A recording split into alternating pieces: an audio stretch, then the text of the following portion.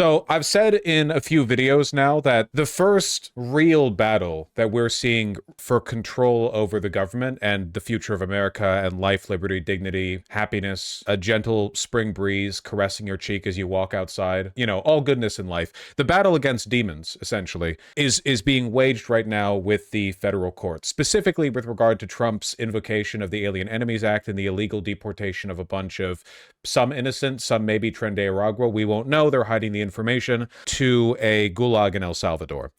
In response to a judge's repeated inquiries, which have so far been met with stonewalling by the Trump administration, we get this.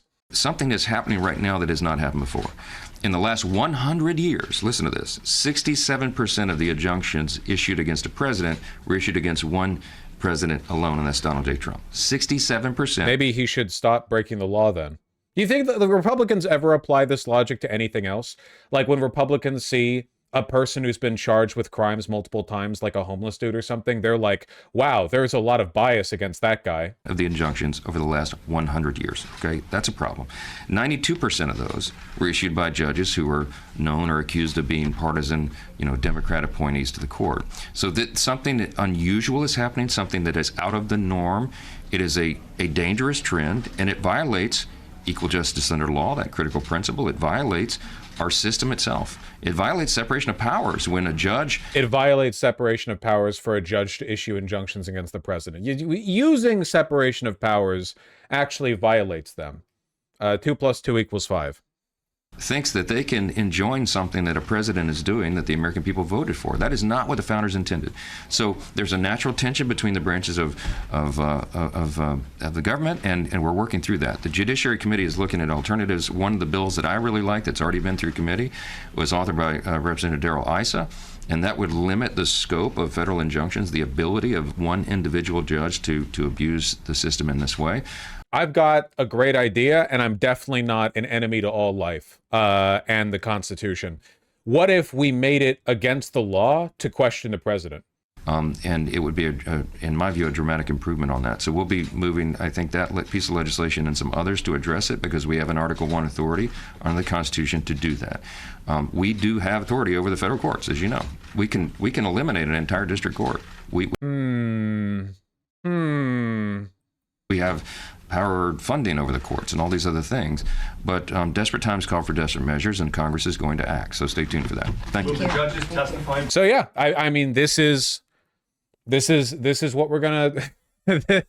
We'll see. This will also have to make it through the filibuster, by the way, so everyone here can look forward to Chuck Schumer rallying like 8 or maybe 7 Senate Democrats to vote in favor of it.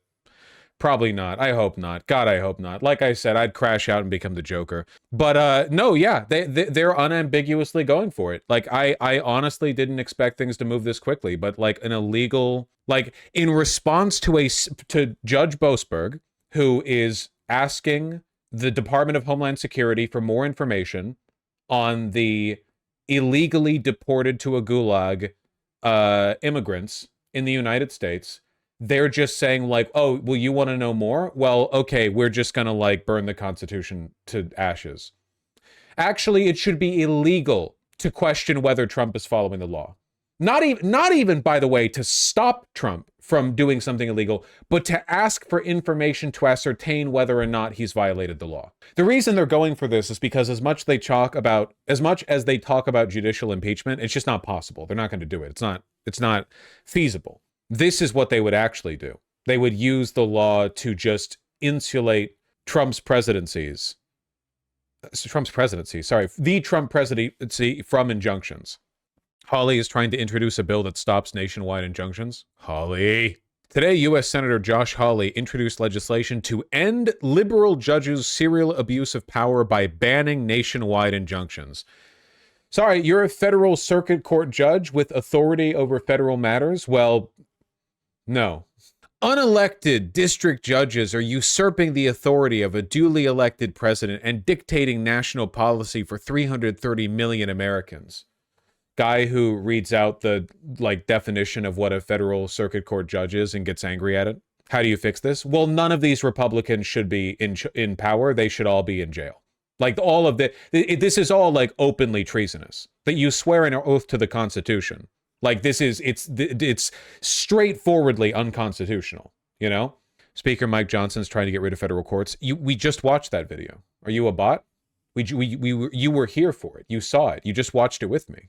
The Nationwide Injunction Abuse Prevent Act of 2025 would ban nationwide injunctions by district court judges. This is politically incoherent, by the way.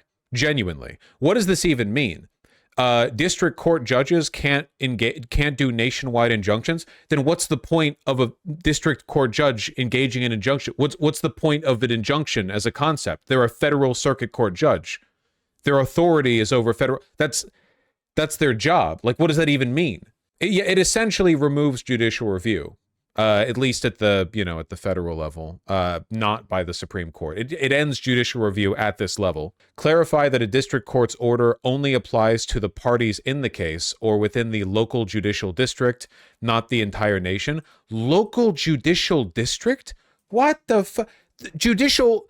The point of a district court judge's district is where they get cases assigned from, what their jurisdiction is over the cases that are filed up to them, not to what their authority is over the law. It's the federal law. It's the federal is no longer federal.